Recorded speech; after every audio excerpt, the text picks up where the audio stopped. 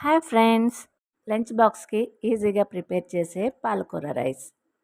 పాలకూరను శుభ్రంగా కడిగి అల్లం, వెల్లుల్లి, లవంగ, యాలాచి ఈ నాలుగిటిని అందులో వేసి ఈ పాలకూరను కూడా మిక్సీ జార్లో వేసి మిక్సీ పట్టేయాలి. ఇప్పుడు గ్యాస్ మీద గిన్నె పెట్టి ఆయిల్ పోసి మసాలా దినుసులు, ఆనియన్స్ కూడా వేసి బాగా వేగించాలి.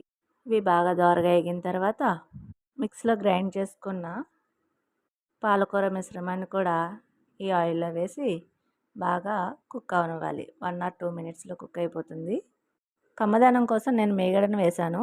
వెన్న కానీ నెయ్యి కానీ కూడా వేసుకోవచ్చు. అది బాగా కరిగిన తర్వాత ఆయిల్ పైకి వచ్చిన తర్వాత కడిగి పెట్టుకున్న రైస్ని వేసుకోవాలి. రైస్ వేసిన తర్వాత 1 మినిట్ ఈ మిశ్రమంలో మగ్గనివ్వండి. ఇలా చేయడం వల్ల ఈ రైస్కి మంచి ఫ్లేవర్ అందుతుంది.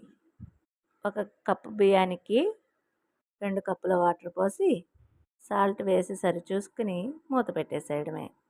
ఎంతో నోరూరించే, పిల్లలు బాగా ఇష్టపడే పాలక్ రైస్ రెడీ.